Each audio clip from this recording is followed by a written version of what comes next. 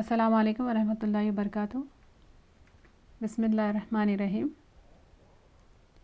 الحمد للہ رب العالمین والصلاة والسلام علی اشرف الانبیاء والمرسلین سیدنا محمد وعلی آلہ وصحبہ اجمعین وعاقبۃ للمتقین، اما بعد۔ رب اشرح لی صدری ویسر لی امری واحلل عقدۃ من لسانی یفقہوا قولی۔ اللہم انفعنی بما علمتنی وعلمنی ما ینفعنی وزدنا علما۔ حدیث نمبر 27، امام نووی۔ النواس بن سمان رضی اللہ عنہ سے روایت ہے کہ رسول اللہ صلی اللہ علیہ وسلم نے فرمایا کہ نیکی اچھے اخلاق کو کہتے ہیں، اور گناہ وہ ہے جو تیرے دل میں سینے میں کھٹکے اور تجھے ناپسند ہو کہ وہ لوگوں کو پتہ چلے۔ وابصہ بن معبد رضی اللہ عنہ کا بیان ہے کہ میں رسول اللہ صلی اللہ علیہ وسلم کے پاس آیا تو آپ نے مجھ سے خود کہا، تم مجھ سے نیکی اور گناہ کے بارے میں سوال کرنے آئے ہو؟ میں نے کہا، جی ہاں یا رسول اللہ۔ آپ صلی اللہ علیہ وسلم نے کہا، اپنے دل سے پوچھو۔ حدیث میں ورڈز ہے استفتی قلبک، اپنے دل سے فتویٰ لو۔ نیکی وہ ہے جس پہ تمہیں دل میں اطمینان حاصل ہوتا ہے، یعنی جیسے نماز پڑھ کر یا روزہ رکھ کر یا کسی کو صدقہ دے کر یا کسی کو کام آ کر، حق پر ہو کر، کسی کی زیادتی پر صبر کر کے، ان کو درگزر کر کے دل کو کتنا سکون پہنچتا ہے۔ اور گناہ وہ ہے جو دل میں تردد پیدا کرے، کھٹک پیدا کرے، اگرچہ کہ لوگ تجھ کو فتویٰ دے دے اور بار بار فتویٰ دے، یعنی دینے والوں سے، علم والوں سے اگر اس بات پر فتویٰ مل بھی گیا ہو جس کے ذریعے، جس کے پیچھے چھپا جا سکتا ہے، لیکن پھر بھی گناہ ہی ہے، جو گناہ ہے وہ ہے۔ ہوتا یہ ہے کہ اکثر حلال حرام کے معاملے میں لوگوں کو پتہ ہوتا ہے کہ فلاں عمل درست نہیں ہے، لیکن پھر بھی وہ یہ کرنا چاہتے ہیں، پسند کرتے ہیں، تو علم والوں سے تب تک یہ مسئلہ پوچھتے رہتے ہیں جب تک کہ ان سے کوئی ان کو ان کے دل چاہا فتویٰ نہ دے دے۔ جب وہ فتویٰ مل جاتا ہے، اب وہ کرتے ہیں جو وہ خود کرنا چاہتے تھے، اور خود کو تسلی دیتے وہ کہ علم والوں نے فتویٰ دیا ہے۔ لیکن اگر جن کے دل میں کچھ بھی نور بصیرت زندہ ہے، ان کا دل جتنے ایسی تھپکیاں لگا لو، چین اطمینان میں نہیں آتا۔ آس پاس لوگ چاہے غلط نہ سمجھیں، ہمارا دل اندر سے کچوکے لگاتے رہتا ہے۔ تو ایسے میں کیا کرنا چاہیے؟ دل میں کھٹکنے والی چیز کو چھوڑ دینا، اسی کا نام تقویٰ ہے۔ تو ہم کو پتہ کرنا چاہیے کہ کہیں گناہ تو نہیں کر رہے ہم، اور اس کو چھوڑ دینا چاہیے۔ اور یہ ہے اپنے دل سے فتویٰ لینا۔ ایسے کیوں منع کیا گیا کہ جو فتوے مل رہے ہیں اس پہ بس راضی نہیں ہو جاؤ، بلکہ اپنے دل سے پوچھو؟ کیونکہ شیخ عثیمین کہتے ہیں کہ سب عالم جو ہے یا جو علم والے، یہ معصوم نہیں ہوتے، خود غلطی کر سکتے ہیں، خود گناہ کر سکتے ہیں، خود گمراہی کے راستے پر بھی ہو سکتے ہیں۔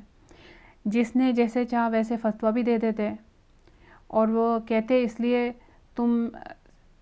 اور وہ کہہ رہے ہیں، یہ جو علم والے ہیں انہوں نے کہا ہے بس اس لیے ہم جو شیخ عثیمین کہتے ہیں کہ تم صرف فتوے پر بس نہ کرو، ٹھہر نہ جاؤ، اپنے نفس سے بھی پوچھ لو، اور اگر ہم عالموں کے فتووں پر ہی عمل کرتے رہے تو وہ ہم کو اللہ کے غضب سے نہیں بچا سکتے، کیونکہ عالم خود غیب نہیں جانتے۔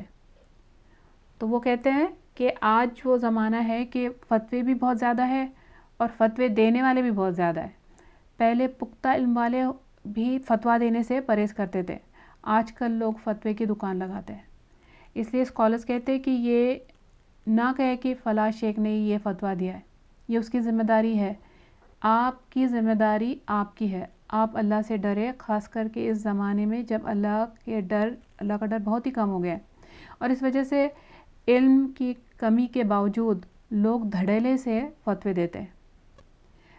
آپ اس کا شکار مت ہو جانا۔ حدیث میں رسول صلی اللہ علیہ وسلم نے فرمایا جس چیز کو تم پسند نہیں کرتے کہ لوگ اس کو دیکھو تو پھر اس کام کو تنہائی میں اکیلے میں بھی نہ کرو۔ عبادت گزاری صرف عبادت کرنا نہیں، گناہ چھوڑنا بھی عبادت گزاری ہے۔ گناہ نہیں چھوڑنے کے دنیا میں بھی بہت نقصان ہے، مشکلات پیدا ہوتی ہے، راستے میں رکاوٹیں آتی ہے، رزق سے محرومی ہو جاتی ہے، جسمانی تکلیفیں بھی ہو سکتی ہے۔ حدیث میں ہے رسول اللہ صلی اللہ علیہ وسلم نے فرمایا جب بھی کسی رگ یعنی کوئی آرٹری، کوئی وین یا آنکھ کو نقصان پہنچتا ہے وہ کسی نہ کسی گناہ کی وجہ سے ہوتا ہے۔ سبحان اللہ۔ حدیث میں ہے رسول اللہ صلی اللہ علیہ وسلم نے فرمایا اس ذات کی قسم جس کے ہاتھ میں میری جان ہے، جو دو آدمی آپس میں ایک دوسرے سے محبت کرتے ہو اور ان دونوں کے درمیان جدائی ہو جائے، یعنی آپس میں محبت ختم ہو جائے، تو وہ یقیناً ان میں سے کسی ایک کے گناہ کا نتیجہ ہے۔ اللہ اکبر۔ تو یہ دو بھائی ہو سکتے ہیں، بہن، ہسبینڈ وائف، یا باپ بیٹا، یا ماں بچہ، یا دوست، کوئی بھی ہو سکتا ہے۔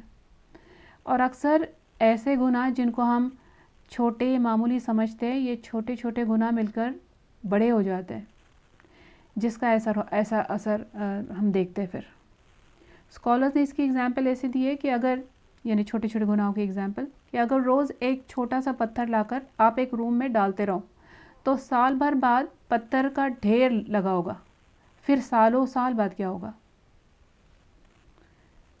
تو جو حدیث آج ہم پڑھ رہے ہیں اس میں بتایا گیا ہے کہ گناہ کی سب سے بڑی پہچان کہاں ہے؟ ہمارے اندر، دل میں۔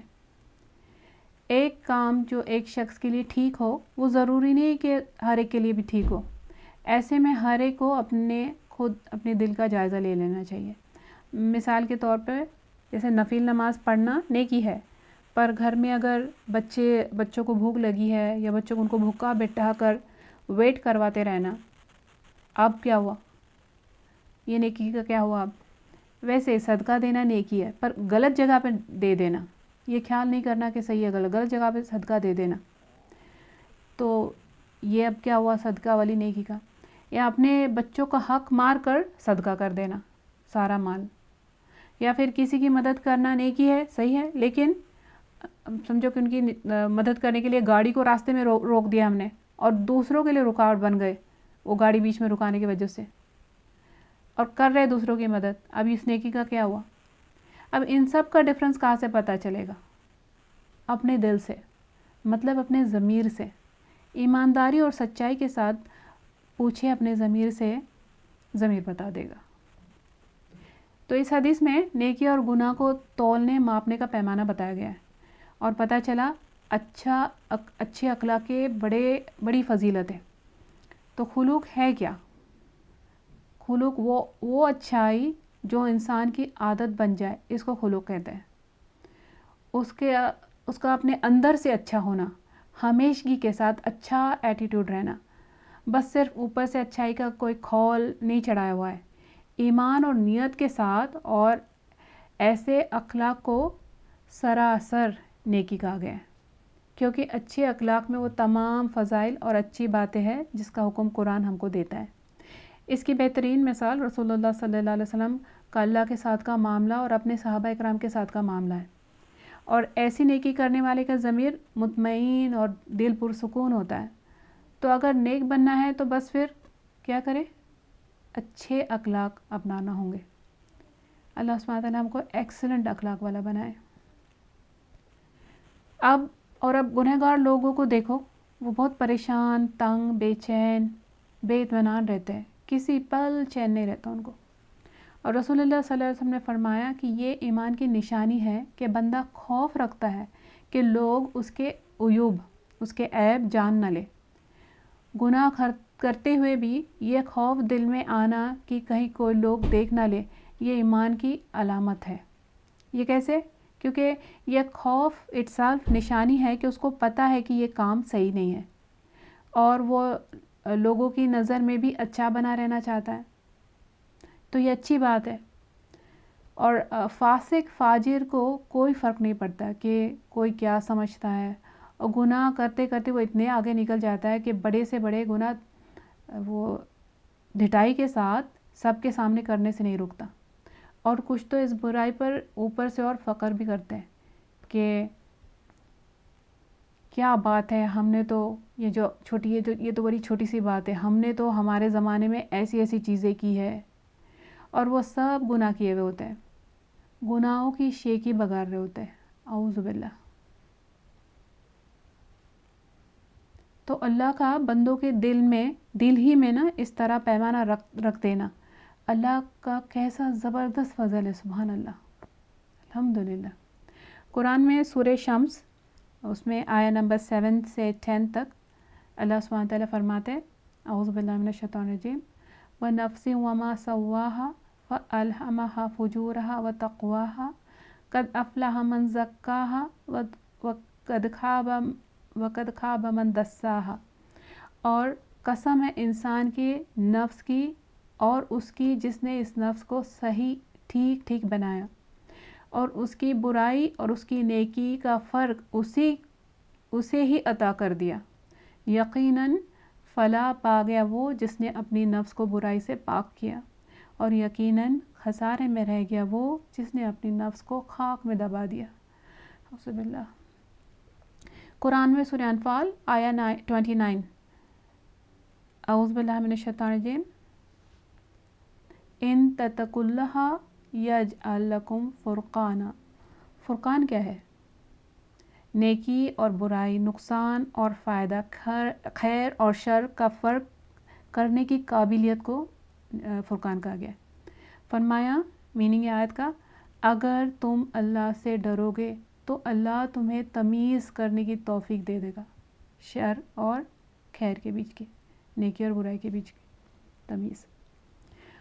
مومن کے دل میں نور بصیرت ہوتی ہے جس کی وجہ سے وہ صحیح اور غلط کا فرق کر لیتا ہے۔ اسی لیے حدیث میں آتا ہے، نبی کریم صلی اللہ علیہ وسلم نے فرمایا، جب مومن کوئی گناہ کرتا ہے تو اس کے دل میں ایک سیاہ نقطہ، کالا داغ لگ جاتا ہے۔ اگر وہ توبہ کرے، باز آ جائے اور مغفرت طلب کر لے تو اس کا دل صاف کر دیا جاتا ہے، اور اگر وہ گناہ میں بڑھتا چلا جائے تو پھر وہ دھبا بھی بڑھتا جاتا ہے۔ یہ وہی زنگ ہے جس کا ذکر اللہ تعالیٰ نے اپنی کتاب قرآن میں کیا ہے۔ اس کا میننگ وہ آیت کا ہرگز نہیں، بلکہ ان کے برے اعمال کی وجہ سے ان کے دلوں پر زنگ ہے۔ سورہ مطففین ہے، آیہ نمبر 14 ہے۔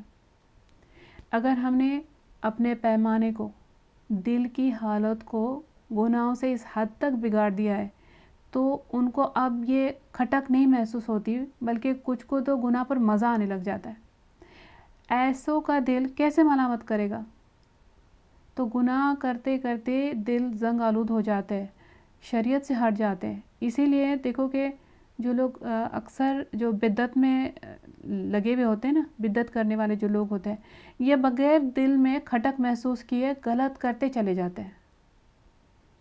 تو گناہوں کی وجہ سے کچھ دل پتھر سے بھی زیادہ ہارڈ ہو جاتے ہیں، اتنے ہارڈ کہ ایک انسان دوسرے انسان کی جان تک لے لیتا ہے اور اس کو کچھ کھٹک محسوس نہیں ہوتی۔ اس لیے بہت ضروری ہے کہ دل کو گناہوں سے صاف کیا جائے تاکہ اس کا شعور پھر سے زندہ ہو جو دل کو اللہ نے عطا کیا ہے۔ اور کیسے کر سکتے ہیں؟ سب سے پہلے گناہ چھوڑ کر، مغفرت کر گناہوں کو نیکیوں سے بدل کر، پھر گناہ پر جب دل میں کھٹک، اور یہ جو گناہ سے دل میں جو کھٹک محسوس ہوتی ہے، کس کے لیے؟ یہ ان کے لیے جن کے دل سلیم اور سلامت، ساؤنڈ ہارٹس ہو۔ ان کو اللہ تعالیٰ توفیق عطا کرتے ہیں جس سے وہ نیکی اور بدی میں فرق کر سکتے ہیں۔ اور اگر کسی کام کے کرنے میں شک شبہ بھی محسوس ہو تب بھی وہ صحیح فیصلہ کر لیتے ہیں، کنفیوز نہیں رہتے۔ اور قرآن دلوں کی شفا ہے، بیمار دلوں کا علاج ہے۔ کثرت سے ذکر مردہ دلوں کو بھی زندہ کرتا ہے۔ دل کے نور کے لیے بھی ہم کو دعا کرنی چاہیے، جیسے اللہم اجعل فی قلبی نورا، کہ میرے دل کو اللہ نور عطا کر۔ اب اچھا اخلاق کیا ہے؟ اچھا اخلاق کیا ہو سکتا ہے؟ حدیث میں آتا ہے، رسول اللہ صلی اللہ علیہ وسلم نے فرمایا، جو کوئی اچھے اخلاق کی کوشش کرتا ہے وہ روزدار اور تہجد گزار کے درجہ حاصل کر لیتا ہے. تو دیکھو اگر ہر دن ہم روزہ رکھیں اور اگر رات میں قیام کرنے لگ جائے تو ہو سکتا ہے ہر کوئی تو نہیں کر سکتا. دوسرا یہ بھی کہ کرتے کرتے تھک بھی جائے, لیکن جو یہ کوشش کرتا رہا کہ اس کا اخلاق صحیح ہو, اس کوشش کی وجہ سے وہ روزدار اور قیام تہجد گزار کے درجے تک پہنچ جائے گا. سبحان اللہ. اللہ ہم کو ان میں سے بنائے جو یہ سبھی کرتے ہیں. رسول اللہ صلی اللہ علیہ وسلم نے فرمایا, میزان میں اچھے اخلاق سے زیادہ بھاری وزندار چیز کوئی نہیں ہے. اس لیے شادی کرنے کو آدھا دین کہا گیا ہے. آدھا اللہ کے ساتھ ہمارا تعلق ہے, آدھا لوگوں کے ساتھ اخلاق. تو جو بیوی یا شوہر کے ساتھ صبر, نرمی اور خوش مزاجی کے ساتھ اچھے اخلاق کے ساتھ رہ سکتے ہیں, وہ اوروں کے ساتھ بھی صبر اور برداشت کے ساتھ رہ سکیں گے. تو اچھے اخلاق میں کچھ باتیں ہمارے اندر پیدائشی ہوتی ہے, جیسے اللہ نے ان کو پہلے سے اچھی کوالٹیز دے دی ہوتی ہے. جیسے فار ایگزامپل کوئی بہت نرم دل ہوتے ہیں, کوئی دوسروں پہ بہت زیادہ رحم کرنے والے ہوتے ہیں, کوئی بہت زیادہ دلدار ہوتے ہیں ماشاء اللہ. لیکن کچھ اچھی باتیں ہم سیکھ بھی سکتے ہیں, یعنی ایکوائر بھی کر سکتے ہیں. ان میں سے رسول اللہ صلی اللہ علیہ وسلم نے فرمایا 2 خوبیاں ایسی ہیں جو سیکھی جا سکتی ہیں. اس میں نمبر 1 صبر. رسول اللہ صلی اللہ علیہ وسلم نے فرمایا جو صبر کرنا چاہے گا اللہ ان کو صبر عطا کر دیں گے, یعنی وہ صبر کرنا عطا کر دیں گے. مطلب صبر سیکھا جا سکتا ہے. اور دوسرا ہے حلم. حلم کا معنی بردباری, پابندی, گڈ ٹیمپرڈنس یا پلیکیبلٹی انگلش میں, جیسے خوش, متحمل مزاجی, بیلنسڈ مزاجی. اور اللہ ہم کو یہ دونوں عطا کرے. وہ اچھائی جو انسان کی عادت بن جائے اسی کو خلق کہتے ہیں. اور ایک اچھا طریقہ جس سے اچھے اخلاق سیکھے جا سکتے ہیں کہ اگر کسی میں کوئی برائی دیکھو تو خود اس برائی کو کبھی نہ کرو, اور اگر کسی میں کوئی اچھائی دیکھو تو اس اچھائی کو خود بھی کرنے لگ جاؤ, اور کرتے رہو جب تک کہ عادت نہ بن جائے. جو عادت بن جائے وہی اخلاق ہے. اچھی عادتیں اچھا اخلاق, بری عادتیں برا اخلاق. تو اب اچھا اخلاق ہم کو کن کے ساتھ یہ ہمارا سلوک, ہمارا اخلاق اچھا ہونا چاہیے.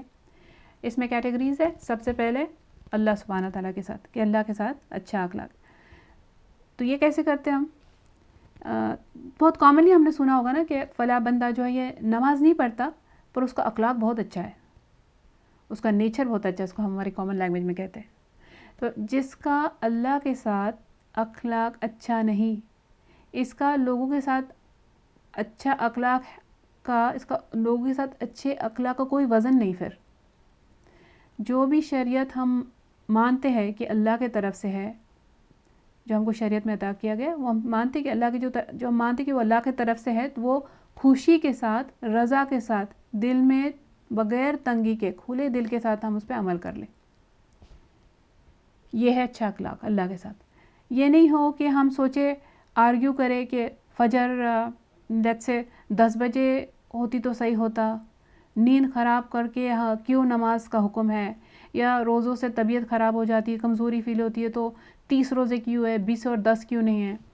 اور لوگ اس طرح سوچتے ہیں اور اس طرح آرگیومنٹس کرتے ہیں. تو میں نے خود اپنے تجربے بھی میں کچھ لوگوں سے ملی ہوں. جیسے فار ایگزامپل میں کسی کو جانتی ہوں, ایک بار ڈسکشن میں انہوں نے سوال کیا تھا کہ اگر جو پریگننٹ عورتیں ہیں ان کے لیے روزوں کا کیا حکم ہے. تو میں نے ان کو بتایا کہ اگر بچے کو یا اس عورت کو نقصان کا اندیشہ نہیں ہو, یہ نا ڈاکٹرز بھی منع نہیں کر رہے, تو رکھ لینا چاہیے, ورنہ جب پریگننسی سے فارغ ہو جائے تو تب قضا روزے رکھنے ہوں گے. اس کو یہ بات پسند نہیں آئی. وہ بحث کرتی رہی کہ پریگننسی میں جب صرف مشکل ہو تو نہیں رکھنا الاؤڈ ہے, یہ اناف نہیں ہے. ہونا یہ چاہیے تھا کہ ایسی عورتوں کے لیے اسلام کو چاہیے تھا کہ بالکل روزے رکھنا منع کر دے اور کوئی قضا بھی نہ ہو. یعنی اسلام کی ان اے سینس وہ اس کو اسلام کو یہ رولنگ میں ڈیفیکٹ لگ رہا تھا, نقص لگ رہا تھا. تو یہ اس طرح کا جو رویہ ہے یہ اللہ کے ساتھ بد اخلاقی ہے. جس اللہ نے ہم کو بنایا اور جو ہماری ماؤں سے بھی زیادہ رحم کرنے والا ہے ہم پر، اور اس کا ہر حکم ہمارے لیے صرف خیر ہے، ہمارے لیے، اپنے لیے خود خیر ہے، وہ ہم سے زیادہ ہمارا خیر خواہ ہے، ہم اپنے آپ سے زیادہ وہ ہمارا خیر خواہ ہے، تو ہم ایسے رب کے آگے ہماری اپنی سمجھ کو ترجیح دے رہے ہیں، کیسی حماقت ہے یہ؟ تو اللہ کے ساتھ اچھا اخلاق ہے کہ ہم اللہ کے حکم کو کھلے دل سے مان لیں۔ تو نیکی یہ ہے کہ اس کو کرنے کے بعد دل میں اطمینان آئے، جیسے اگر دیکھو کہ نماز پڑھ کر سکون کی جگہ دل میں بے چینی آ رہی ہے، روزہ رکھ کے دل میں پریشانی آ رہی ہے، زکوٰۃ دے کر دل میں تنگی آ رہی ہے، حج کر کے صرف شکوہ اور گلہ، تو یہ رضامندی تو نہیں ہوئی نا؟ تو یہ ہماری نظر میں عبادت ہو کر بھی اللہ کے ساتھ حسن خلوق تو نہیں ہے یہ۔ تو رضامندی، دل کی خوشی یہاں پہ مسنگ ہے، اس کو کریکٹ کرنا بہت ضروری ہے۔ حدیث میں آتا ہے، رسول اللہ صلی اللہ علیہ وسلم نے فرمایا، رضیت باللہ ربا وبالاسلام دینا وبمحمد نبیا، جو اللہ کے رب ہونے پر، اسلام کے دین ہونے پر اور محمد صلی اللہ علیہ وسلم کے نبی ہونے پر راضی ہوا، اس کے لیے جنت واجب ہو گئی۔ راضی ہونا، قبول کر لینا۔ صبح شام کی دعا میں ہم یہ پڑھتے، یہ ہم ایمان کو رینیو کرتے رہتے، رضیت باللہ ربا وبالاسلام دینا وبمحمد نبیا۔ ہم کو اپنے دل کا جائزہ لینا چاہیے، کیا ہم راضی ہیں ان سب پر یا مجبوری میں کرتے ہیں؟ جب ہم اس بات پر دل سے راضی ہو گئے تب یہ ہماری پسند بن جائے گا، یہ ہماری مرضی ہے۔ جب اگر یہ ہماری مرضی ہوئی، پھر اس کے لیے کچھ بھی کرنا مشکل نہیں، پھر کوئی بھی قربانی دینا بہت بڑا نہیں لگے گا، بہت بھاری نہیں لگے گا۔ اس لیے ہماری زبان سے، دل میں اور ہمارے عمل میں بھی اور ہمارے دل میں، ہماری فیلنگز میں، رضیت باللہ ربا وبالاسلام دینا وبمحمد نبیا۔ دوسرا، اللہ کے ساتھ اچھے اخلاق میں دوسرا پوائنٹ، خوشی اور غم میں، نقصان اور فائدے میں اللہ کے ہر فیصلے کو، تقدیر کو قبول کرنا، اس پر راضی رہنا۔ کچھ ہمارے مرضی کے خلاف ہو رہا ہے تو قدر اللہ ما شاء و ما فعل، یہ اللہ نے میرے لیے لکھ دیا ہے، بالکل ویسا ہو رہا ہے۔ تو اللہ کے بارے میں صرف حسن ظن اور اللہ پر توکل، اس میں بھی جو بھی چیز ہوئی ہے، اس میں بھی میرے لیے خیر ہے، بس کوئی بھڑکنا نہیں، کوئی بدتمیزی نہیں۔ جیسے ہی مرضی کے خلاف کچھ ہو، پہلے اللہ کا ذکر شروع کر دے، کوئی واویلا نہیں، کوئی شکایت نہیں، رونا پیٹنا نہیں، پہلے اللہ کا ذکر شروع کر دے، دعا کے ساتھ مدد مانگے۔ دل میں الجھن، گھبراہٹ محسوس ہو تو نماز کی طرف دوڑے، نماز کے ذریعے اللہ سے مدد مانگ کر سکون حاصل کر لے۔ نماز سکون دلانے والی چیز ہے، اگر ہم اللہ سے راضی ہو تو، یہ کنڈیشن پہ، اور یہ اللہ کے ساتھ حسن اخلاق ہے۔ ہماری اصل بھلائی ہمارے کام ہماری مرضی کے مطابق پورے ہونے میں نہیں ہے، ہماری اصل بھلائی اللہ کی رضا میں ہے۔ ہم اللہ سے راضی تو اللہ ہم سے راضی، جیسے اللہ سبحانہ تعالیٰ صحابہ اکرام سے راضی ہوئے تھے اور وہ ان سے، اس لیے ان کے نام کے آگے ہم کہتے ہیں رضی اللہ عنہ، اللہ ان سے راضی۔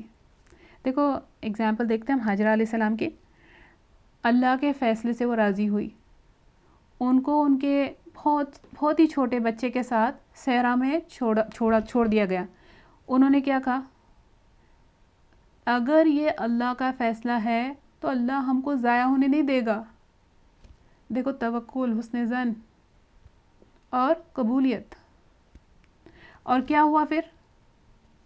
ان کے اس رضا کے ساتھ قربانی تھی انہوں نے، رضا کے ساتھ، اس کے نتیجے میں آج زمزم ہے، حج ہے، مکہ آباد ہے، اور ہمارا دل وہاں جانے کو مچلتا ہے۔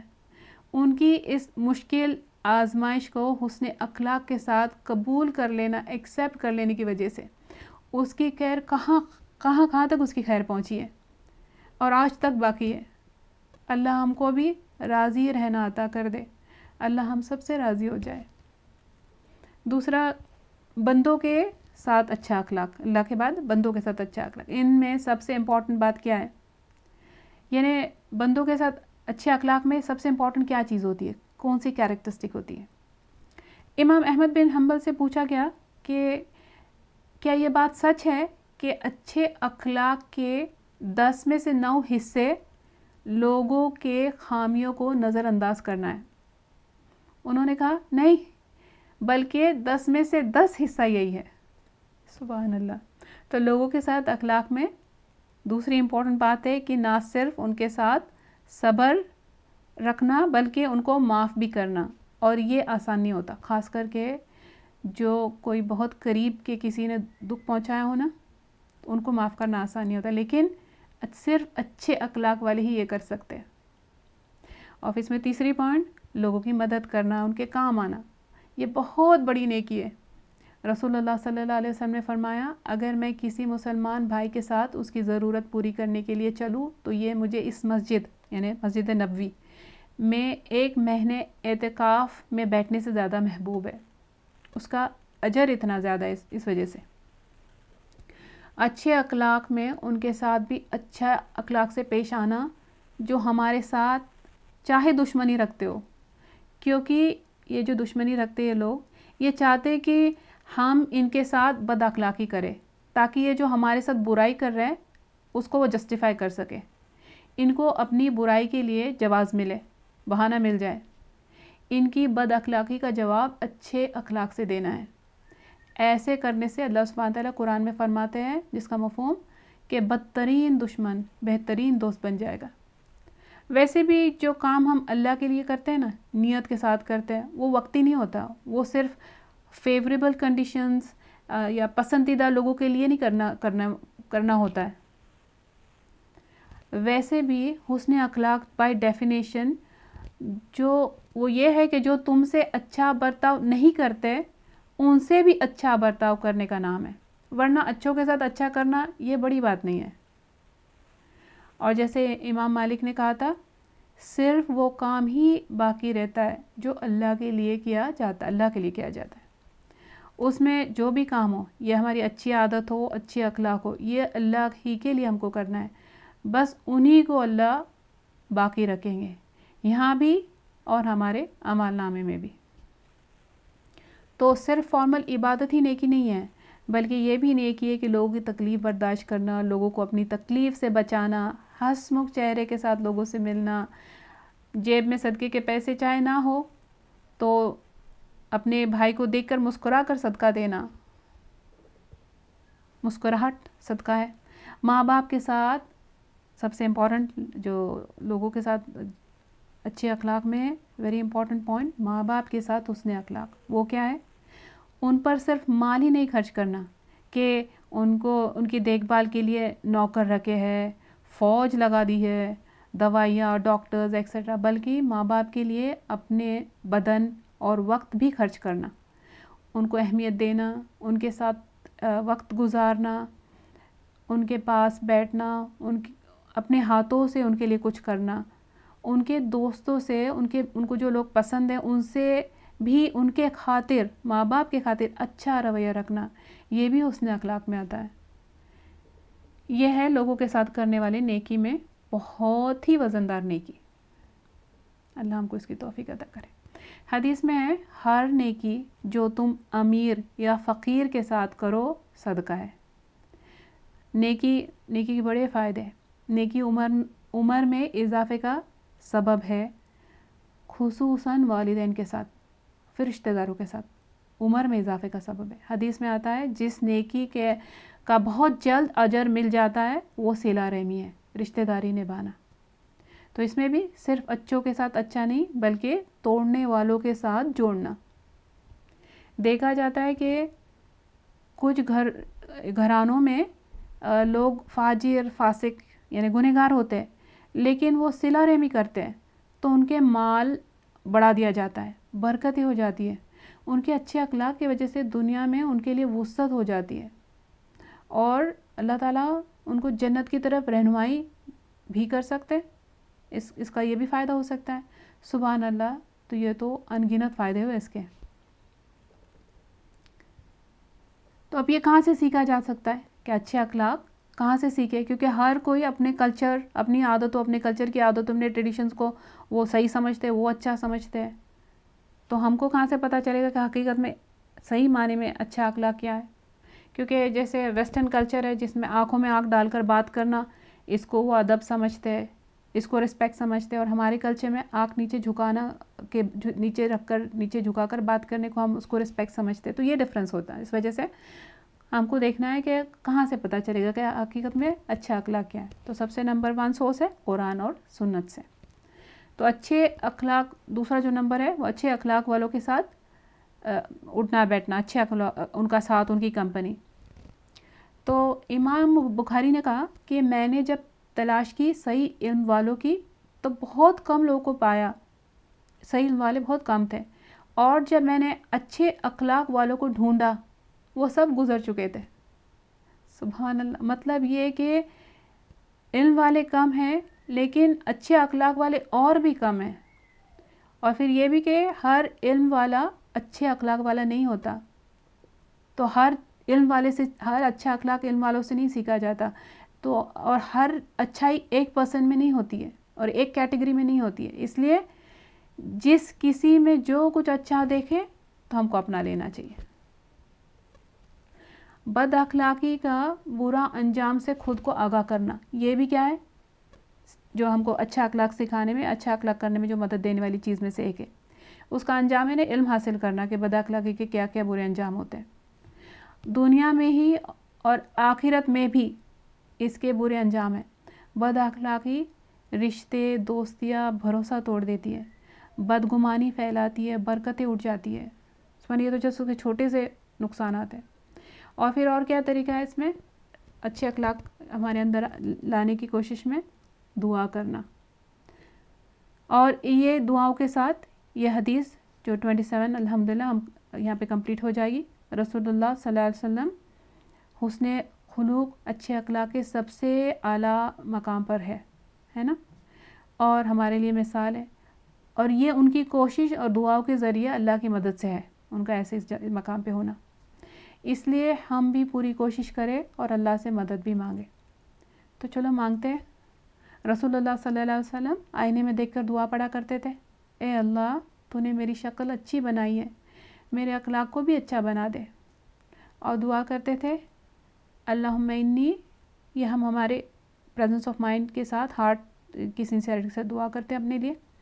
اللہم انی اعوذ بک من منکرات الاخلاق والاعمال والاہواء. اے اللہ میں تیری پناہ چاہتا ہوں اخلاقی برائیوں سے، اعمالی برائیوں سے اور بری خواہشات سے. واہدنی لأحسن الاخلاق، اللہم اہدنی لأحسن الاخلاق لا یہدی لأحسنها الا انت واصرف عنی سیئہا لا یصرف عنی سیئہا الا انت. یا اللہ مجھے اچھے اخلاق کی ہدایت فرما، تیرے سوا کوئی اچھے اخلاق کی ہدایت نہیں دے سکتا، یہ صرف اللہ کی توفیق سے. اور مجھے برے اخلاق سے دور فرما، اور تیرے سوا کوئی بھی نہیں جو مجھے برے اخلاق سے دور کرے. آمین. پھر ہم کو دل کے نور کے لیے دعا کرنا چاہیے جو ہمارے صحیح اور غلط میں فرق کرنے کا پیمانہ ہے. اس لیے اللہم جعل فی قلبی نورا وفی بصری نورا وفی سمعی نورا وعن یمینی نورا وعن یساری نورا وفوقی نورا وتحتی نورا وامامی نورا وخلفی نورا وجعل لی نورا.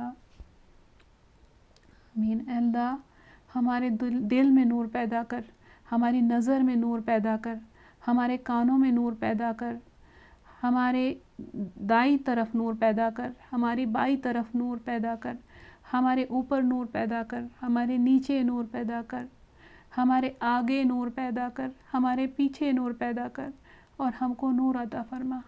آمین یا الہ رب العالمین. اے اللہ ہمیں با ادب اور با اخلاق بنانا، اور سنت رسول صلی اللہ علیہ وسلم کے مطابق ہمیں اور ہماری نسلوں میں حسن اخلاق پیدا کرنے کی توفیق دے. اور جب تک ہمیں زندہ رکھے اسلام اور ایمان پر زندہ رکھنا، اور خاتمہ ہمارا ایمان پر ہو، آمین ثم آمین یا رب العالمین۔ وآخر دعوانا ان الحمد للہ رب العالمین۔ ربنا تقبل منا انک انت السمیع العلیم وتب علینا انک انت التواب الرحیم۔ سبحان ربک رب العزة عما یصفون وسلام علی المرسلین والحمد للہ رب العالمین۔ جزاکم اللہ خیرا کثیرا۔ السلام علیکم ورحمۃ اللہ وبرکاتہ۔